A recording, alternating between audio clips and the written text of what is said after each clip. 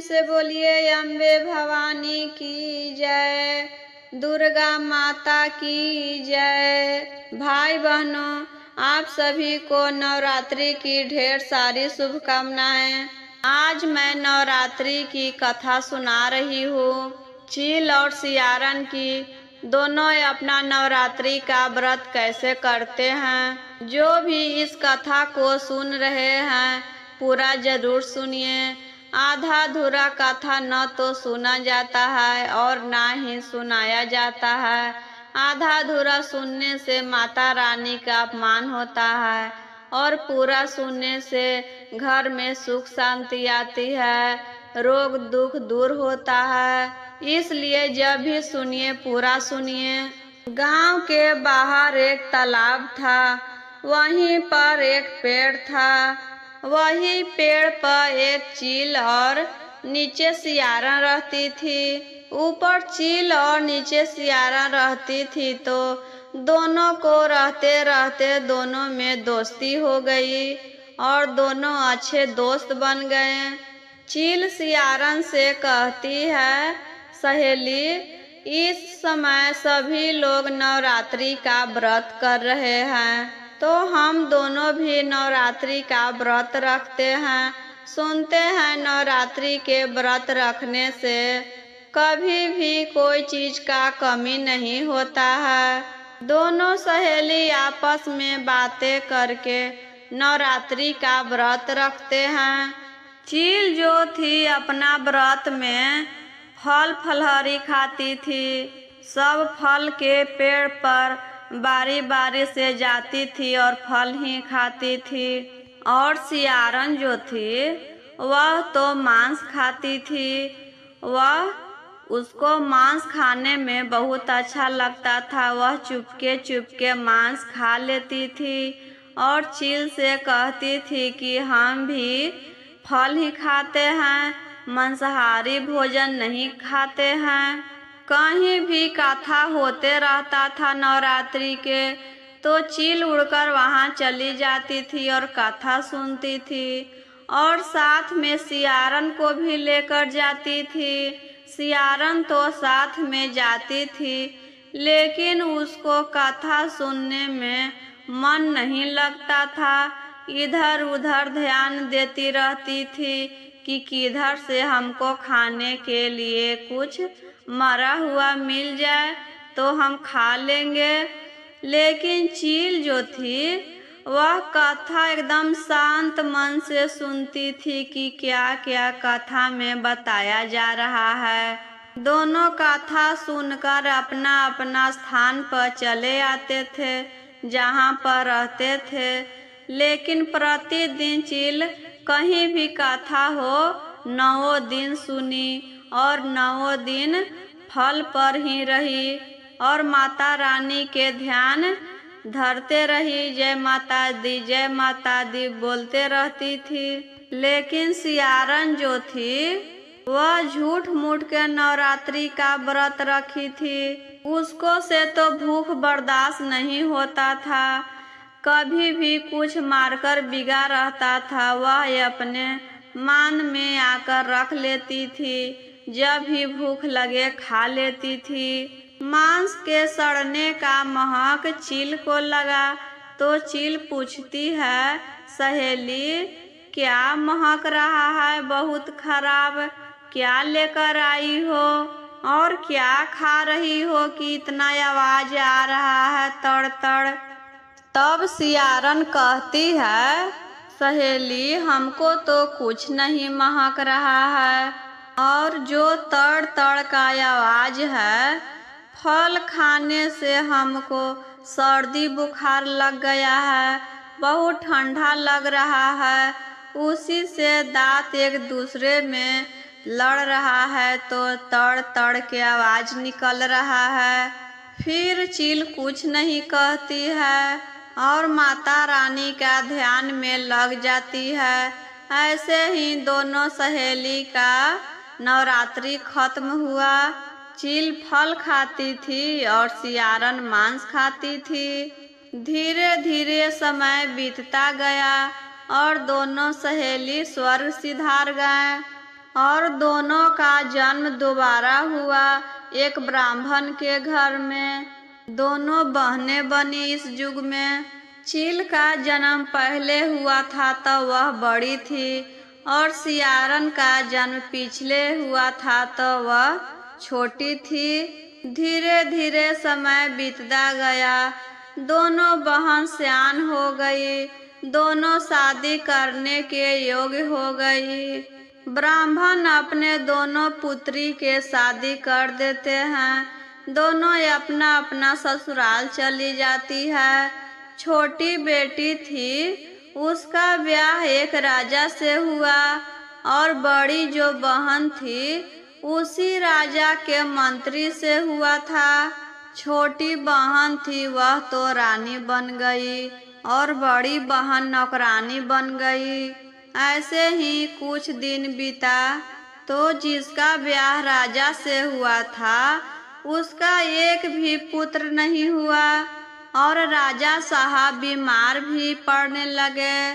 उनको पता नहीं क्या रोग हो गया था कि वह बिस्तर पकड़ लिए। कितनों भी डॉक्टर वैद्य को दिखाया गया, फिर भी वह नहीं ठीक हो रहे थे, बिस्तर पर से नहीं उठते थे। और जिसका ब्याह मंत्री से हुआ था उसका 5 पुत्र हुआ, और मंत्री एकदम स्वस्थ था। राजा के घर आता था काम करने के लिए, राजा को देख रेख वही करता था। उससे जो पैसा मिलता था उसी से उसका घर चलता था। धीरे धीरे 5 पुत्र बड़ा हो गया, वह भी काम करने के लिए राजा के घर जाने लगा, अपने मासी के घर, और वह भी नौकर का काम करने लगा राजा के घर पर। जो राजा के पत्नी थी वह अपने बहन के 5 पुत्र को देखकर बहुत जलती थी कि मेरा एक भी पुत्र नहीं है, और मेरी बहन को देखो उसका 5 पुत्र है। हम ऐसा कौन सा कर्म किए थे कि मेरा एक भी औलाद नहीं है, और मेरे पास इतना धन दौलत है कि गरीब गुरबा आकर मेरे घर पर काम करता है और अपना पेट पालता है। मेरे मरने के बाद मेरा राजपाट कौन संभालेगा, यही सोच सोच कर बहुत जलती थी। एक दिन अपने पति से कहती है, मेरी बहन के 5 पुत्र है और हम लोगों का एक भी पुत्र नहीं है। 5 पुत्र को देखकर हमको बहुत जलन होता है। एक काम कीजिए, 5 पुत्रों को सर कटवाकर थाली में सजाकर मेरी बहन के घर भेजवा दीजिए, तभी मेरा कलेजा को ठंडक मिलेगा। मेरी भी कोई औलाद नहीं है और मेरी बहन को भी कोई औलाद नहीं होगा, तो हम दोनों बहन एक समान हो जाएंगे।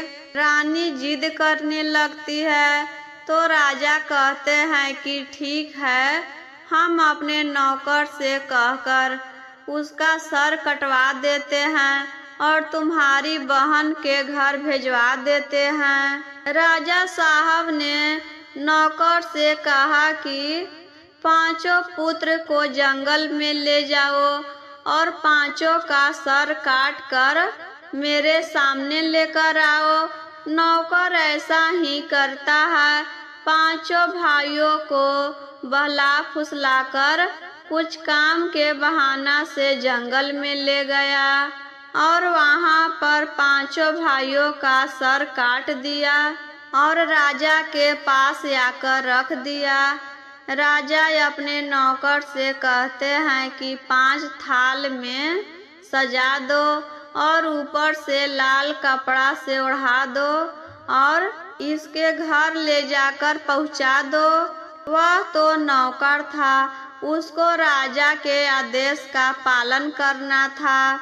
जैसे राजा कहे थे वैसी नौकर किया।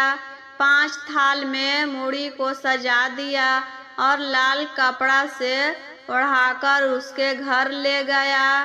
मंत्री के घर जाकर दरवाजा खटखटाता है तो उसकी पत्नी दरवाजा खोलती है। नौकर कहता है कि राजा साहब आपके लिए कुछ भिजवाए हैं। तब पांचों थाल को एक जगह रख देती है और कपड़ा हटाकर भी नहीं देखती है कि इसमें क्या है और अपना काम करने लगती है।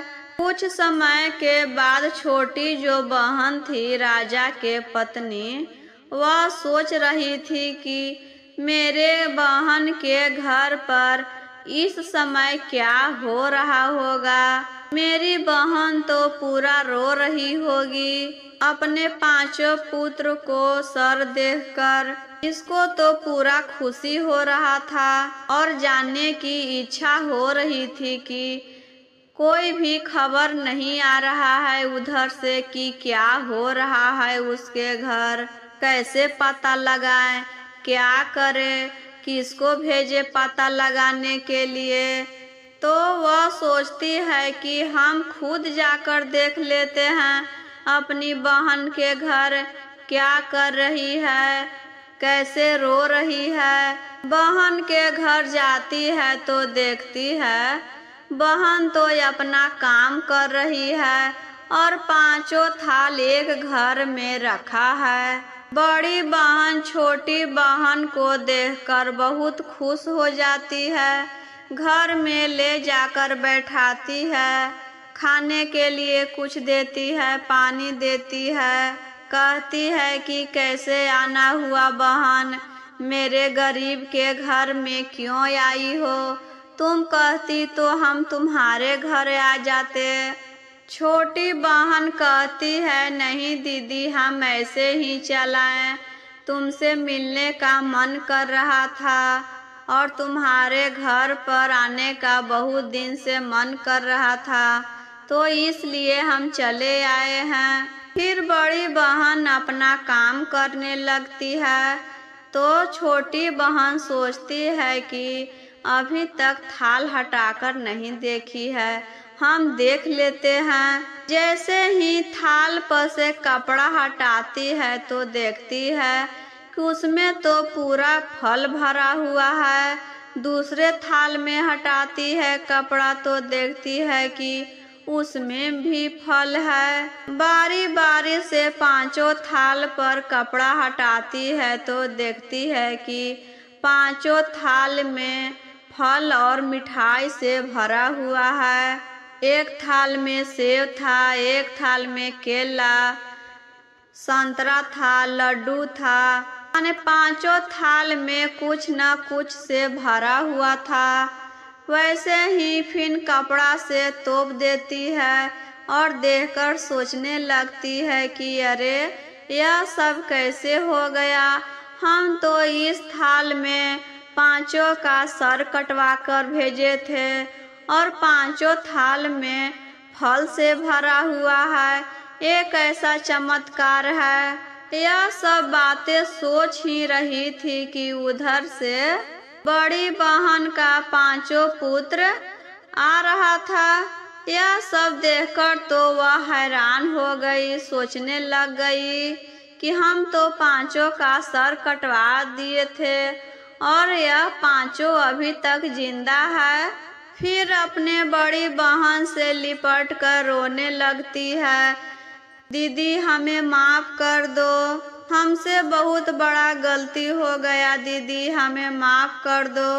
हम क्रोध में आकर तुम्हारे पांचों बेटों का सर कटवा दिए थे और तुम्हारा बेटा अभी भी जिंदा है। वह पांचों थाल में तुम्हारे बेटे का सर भिजवाए थे और पांचों थाल में फल कैसे हो गया। यह कैसा चमत्कार है दीदी, हमें भी बताओ कि तुमको 5 पुत्र है और मेरा एक भी पुत्र नहीं है। तभी क्या होता है, माता रानी के कृपा से बड़ी बहन को पिछले साल पिछले जन्म का सारी बात याद आ जाती है और अपनी बहन से कहती है कि तुम तो गलती की हो बहन, तो इसका सजा तो तुमको जरूर मिलेगा।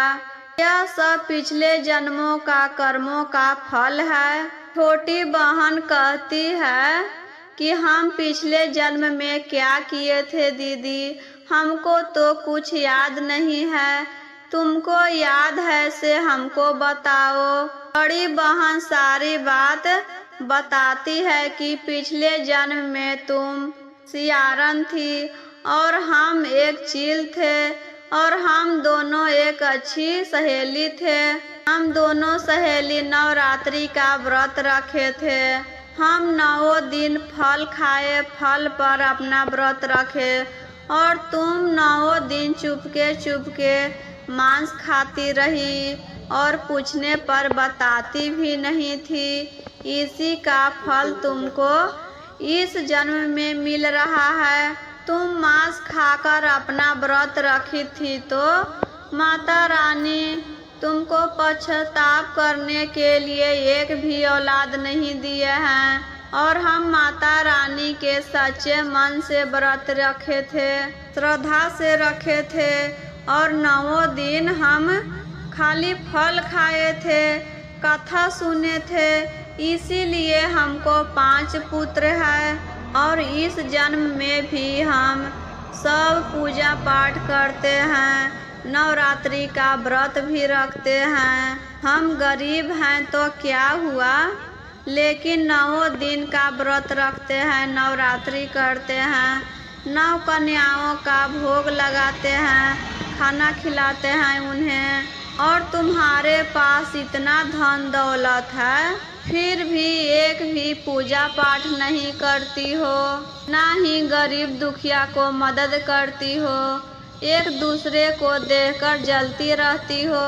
छोटी बहन है तो अपनी बड़ी बहन से कहती है, आज से दीदी जो तुम व्रत रखोगी वह व्रत हम भी रखेंगे, जो तुम पूजा पाठ करोगी वह हमसे भी कहना, हम भी करेंगे। और उस टाइम आश्विन का महीना था और अमावस्या दिन था। अपनी बड़ी बहन से कहती है, दीदी कल से नवरात्र होने वाला है ना, तुम मेरे घर पर आना और नवरात्रि का व्रत हम दोनों बहन मिलकर करेंगे इस बार और सारा खर्चा मेरा होगा। तो दोनों बहन मिलकर नवरात्रि का व्रत किए, घर पर कलशा बैठाई, हवन करवाई, रोज पंडित जी को बुलाकर कथा कहवाती थी और अच्छे से कथा सुनती थी मन लगाकर। और उसके दरवाजा पर कोई भी गरीब दुखिया आता था, भिखारी आता था, तो उस दिन से वह दान करना भी शुरू कर दी। अपने दरवाजा पर से एक भी भिखारी को खाली हाथ नहीं लौटाती थी। ऐसे ही करके 9 दिन का व्रत खत्म हो गया। 9वां दिन 9 कन्या को बुलाई, 9 कन्या को खाना खिलाई, खीर पूड़ी बनाकर। जाते समय दान भी की, रुपया पैसा उसके पास तो रुपयों पैसा का कमी नहीं था, इसलिए कपड़ा लता रुपया पैसा सब दान कर भेजी अपने घर। जब से पूजा पाठ करना शुरू कर दी थी, उसी समय से राजा धीरे धीरे ठीक होने लगे और जैसे ही नवरात्रि खत्म हुआ, राजा अच्छी तरह ठीक हो गए, बिस्तर पर से उठकर चलने लगे और माता रानी के कृपा से रानी को खुशखबरी मिला कि वह माँ बनने वाली है। उसका गोद भी भर गया। रानी को भी 2 लड़का हुआ, 2 लड़की हुई, वह भी माँ बन गई। और उसी दिन से रानी नवरात्रि का व्रत रखने लगी और एक भी व्रत नहीं छोड़ती थी।